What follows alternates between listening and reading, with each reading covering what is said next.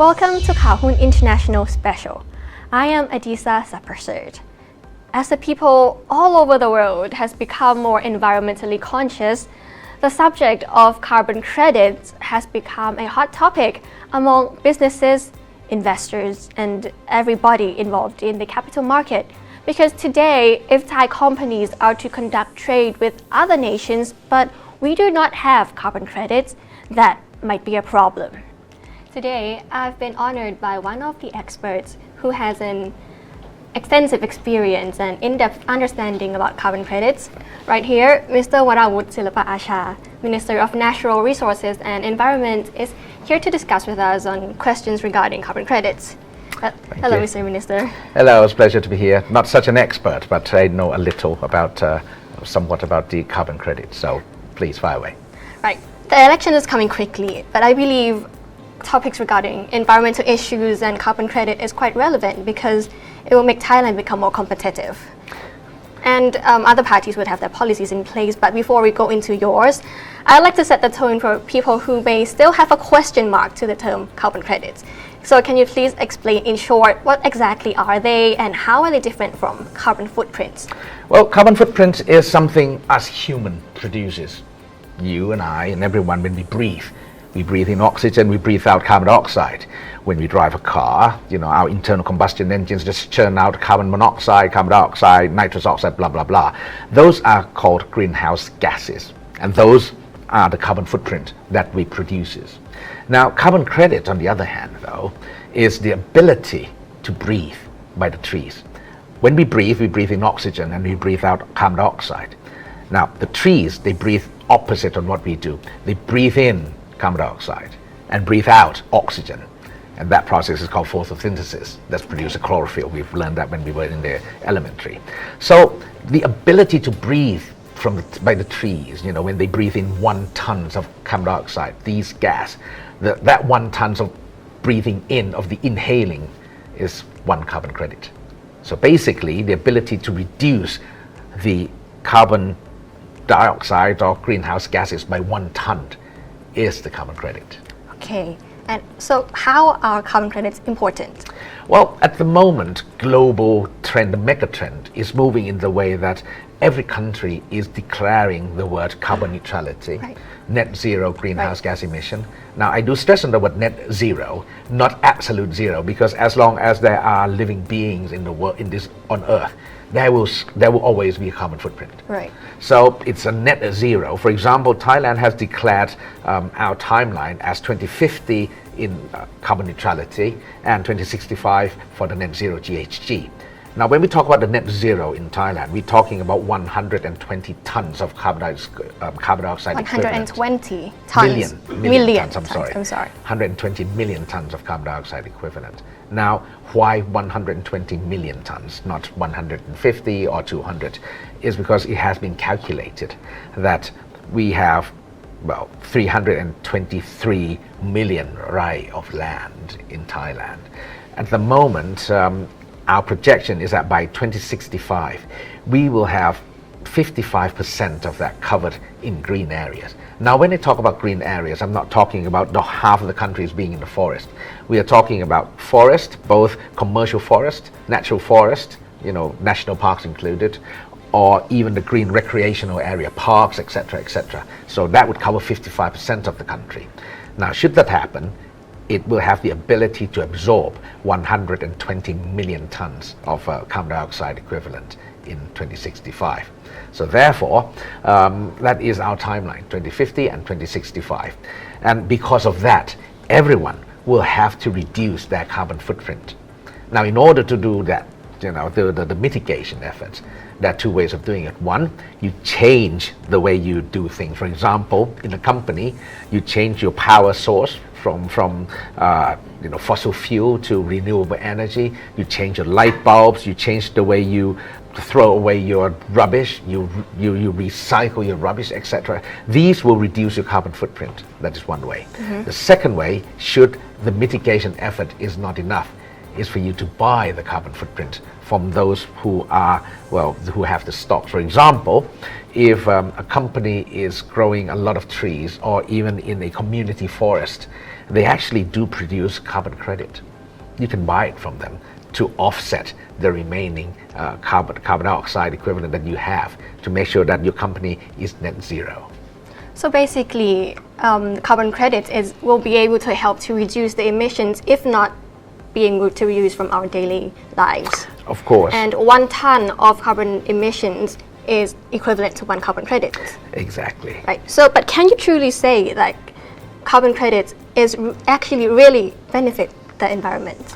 Well, it benefits the environment in such a way that it encourages people to reduce their carbon footprint and increase the green area in Thailand. Now, increasing the green area, of course, would automatically, give you carbon credit by having more trees. And also the mitigation efforts in each company. For example, if you switch the entire light bulbs in your company from, fluorescent bulbs into LED, from halogen to LED, change the electrical supply from the grid to 100% solar cell, for example. Now that would reduce your carbon footprint and provide you with a significant carbon credit. So it's actually going to become the company's competitive advantage in doing the business from now on forward. Because in various parts of the world, like in Europe or in the US, they start coming out with the tax barrier, for example, environmental tax barrier. In Europe, you have CBAM. CBAM stands for Carbon Border Adjustment Mechanism. When you want to export something into Europe, if your carbon label indicates that your product exceeds the amount of carbon dioxide that they have regulated, you have to pay 85 euros per ton. Per ton. 85 euros per ton. Wow. In the US, it's $55 per ton. So you can see that the carbon credit or the ability to reduce your carbon footprint would reflect in your product. And that would make your company much more competitive in the very, very near future. Okay. We learned about the basics of it, about carbon credits. Now moving on to the trade and investment aspect of it. Of course. First of all, which countries now already requires tax barriers? Well, like I mentioned earlier, EU. EU is doing the CBAM. The US has a CCA, Clean Competition Act. They would penalize you $55 per ton. EU would penalize you 85 euros per ton. And at the moment, they cover about 8 or 9 products for the EU. Okay. Originally, when CBAM came out, they only covers steel, aluminium, fertilizers, energy, and cement. And just at the beginning of this year, actually, they expanded to cover glass, paper, petrochemical derivatives, gypsum, a few more products. And in the very, very near future, they're going to expand this base.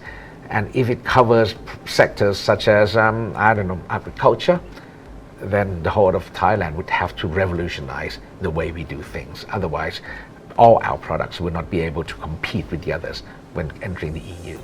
Right. So as there are many products from many industries that will be subjected to tax, as you mentioned. Yes. But will each of the industry require the same amount of carbon credits for the emissions they produce? Would there be the same criteria? Well, by the end of this year, Climate Change Act will come into effect in Thailand.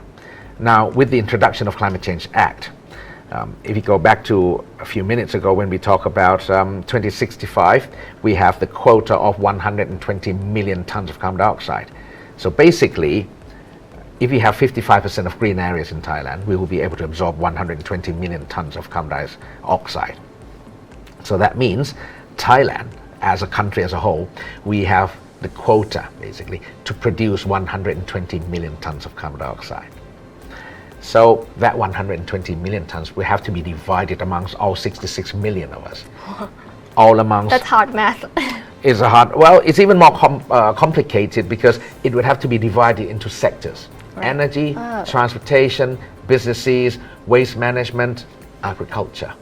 So, for example, in the very near future, a media company, you will be allowed to emit so-and-so tons, 8 tons, 9 tons per year. Energy sector, you are allowed to produce 100 tons per year, for example. And if your company is producing, let's say, if you get a quota of 100, and you only have a quota, and you actually produce 120 or 130, that means you have to rethink about how to run your company. You have to change the production line, you have to change your electrical supply, you have to change your supply chain to make sure that your carbon credit is mitigated. I'm sorry, not your carbon credit, your carbon footprint is mitigated from 120 or 130 down to 100. Now, if the mitigation efforts alone is not enough, let's say your quota is 100, and after you've done everything, you still have 10 tons left, that you only have 110, not 100. That means you have to go and find carbon credits to offset that 10 tons of carbon dioxide you used to emit to make sure that your company is net zero. So everyone is going to be running for carbon credits with the introduction of the Climate Change Act in Thailand. Right, okay. Now moving on to the domestic aspect, can you please tell us about your mission and vision, about your goal of making Thailand a hub for carbon credits trading? Well, one of my political campaign is to set up the Asia Pacific Regional Carbon Credit Center, or an excellence center basically. This center would talk about the R&D, research and development. Exactly. We'll talk about the development of techniques of inspection, of measuring, a know-how center, an exchange place, as well as a trading place, a trading board for carbon credits within the Asia-Pacific region. Okay. We have the ability to do so. Okay. At the moment, Thailand is trading with the Swiss. Well, as a matter of fact, last June, I traveled to Switzerland and signed a implementing agreement with my counterpart, the Minister of Environment in Switzerland, to trade carbon credit between Thailand and Switzerland as a direct result of the Paris Agreement. Now, we do have such ability. Our private sectors at the moment, thanks to a lot of media companies and outlets, our private sectors, our industrial sectors are very active, and they are much more alerted than where they were 2 years or even last year. So everyone is getting there, and Thailand can do it. With this center that we are planning to set up in Thailand, it would promote the creation of carbon credits. It would promote the way businesses have to change the way they do their everyday routine. So I have the confidence that Thailand will be able to be the Asia Pacific Regional Carbon Credit Center. Right, so it's not just a trading board, but it's a knowledge sharing center. Exactly. From people all around the world can come and discuss which ways work the most to reduce carbon emission. Precisely. Okay, but in Thailand, do we have the market for carbon credits now at this time? Oh yes. I think carbon credits started to be traded almost 10 years ago. But 10? Yes, almost 10 years ago, but it was as a small scale. Okay. It only comes into light and becoming more and more popular in the past few years, when global warming is becoming the megatrend. The climate change is becoming the megatrend. CBAM is getting into effect. CCA is coming into effect. And the fact that our ministry, the Ministry of Natural Resources and Environment, we've been working very, very hard in the past 3 years to make sure that we set up the trading board. At the moment, we do have a carbon credit trading board in Thailand called FTIX. We work under our ministry. We have the Thailand Greenhouse Management Organization, TGO, which is a public company, and it's also working alongside with the Federation of Trade Industries, Thailand Industries, the FTI, set up this FTIX as a trading board for the carbon credit, renewable energy certificate, and this board was set up on the 21st of September last year, and until today a few million tons of carbon credits has been traded, total value of about over 150 million baht.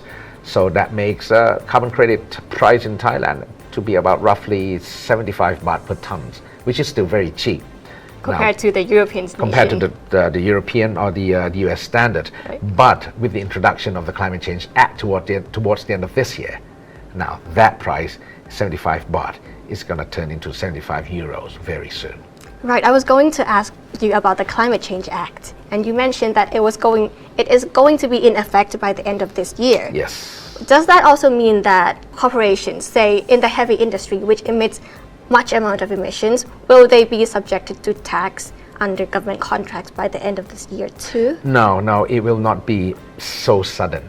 Because what happens is with the introduction, when the Climate Change Act comes into effect, then there will be the process of evaluation of which industries, which sectors can produce how much will happen. And then maybe next year, then we'll have such numbers that this kind of company, this kind of businesses can produce so and so, including the business energy sector, transportation sector, agricultural sector, how much each person can produce. Now that will be done after the introduction of the Climate Change Act. Right, okay. Moving on to the future. And talking about the future, I wish you luck on the upcoming election. Oh, I need that. Really? I do need that. So how would your vision of creating the Thailand as a hub be continued by the next government? I think what we are introducing to Thailand to the public right now, both in terms of work and our election campaign, is not an option for the next government to do or not to do. I think it's compulsory. It's the way for us to survive into the 22nd century. Because if we continue on this path, the way we do businesses, we still ruins, churning out all these gases and wastewater, we still consume so much and produce so much rubbish. I don't think mankind is going to last until the next century. The rising sea level, it sounds really far away, but it's actually happening in Bangkok last year and 2 years ago. So if you don't do anything about it now, and I'm talking about now, not next year, not next government. Today. It's today. So that's why I say it's not an option. The next government will have to do it, and I'll make sure, should I get lucky to be in the next government, I'll make sure that the climate change issues be integrated as one of the most crucial part of the next government's policy. Yeah, we look forward to that. I look forward to that too. Apart from big corporations who may have advantages at hand, such as satellites, lands, or close political relations, how would people in general may benefit from the trend too? From the carbon credit? Yes. Well, actually, carbon credit, the way our political party looks at it, it's going to benefit those who do it. If farmers start to change the way they grow their rice paddy, they will get carbon credit. They'll get it this much or this much, it depends on how much they're willing to change. Even the community forest, those people who are in charge of the community forest, if you look after your forest well, you will get carbon credit from it. And well, so to speak, they actually get it now. There has been a few projects that the farmers, the rice farmers, getting money from carbon credit. And it's already happened. It's already happening in Suphanburi, in Chainat, Ayutthaya, Pathum Thani, Suphanburi. They earn about 500 baht per rai per year. Okay. And this is the number that happens as we speak. Those who want to see in action, you can go to my hometown right now. And you'll see, you can ask them, they earn about 500 baht per rai per year. And in Thailand, we have about 60 million rai of rice paddy. Now times that by 500, that's 30 billion baht in the pocket of our farmers, not in some business tycoons. So carbon credit is something that if you do it, you get it. It's not going to fall into the hands of, well, the business tycoon will probably get more because if they reduce, for example, if you talk about the energy sector, suddenly you change from fossil fuels into renewable. Now that's going to dramatically affect your carbon footprint and hence translates into carbon credits. Now, from all that we've talked through, can you envision a future on how carbon credits would foster a sustainable business and global economic growth, and how it will make our world better?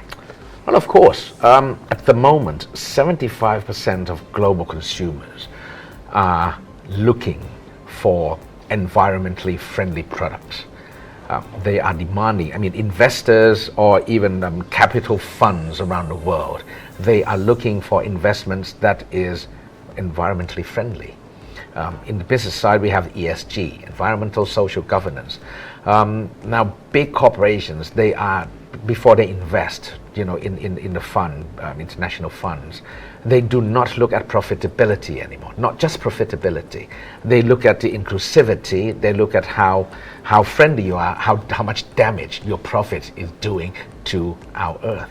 So they are looking for green businesses. They are looking for business that's actually save our environment. As a matter of fact, in the World Economic Forum earlier this year, Bill Gates mentioned that the next world trillionaire is going to emerge from the climate tech sector. Climate tech. So the way forward, carbon credit. I actually said we moved from the era of black gold, i.e. the fossil fuels, the oil, crude oil, the black gold, into the era of green gold, of carbon credit. Now, may I add a little that some people might talk about greenwashing, siding, favoring the large corporations. I said, well, so be it, because it's about time that the large corporations who causes all these damages to our environment pay for it. And if it's not them, then who? They are the one who caused the damage, so they should be the one who fix it. So I'm all for it. Thank you very much. Thank you. We would have to watch closely on the developments of Thailand's carbon credit industry under the new formed government. But based on what Mr. Minister has said, I believe we can say that carbon credits are comparable to an organ to the human's body to businesses. That is it for Kaohoon International Special. Thank you for watching, and I'll see you soon.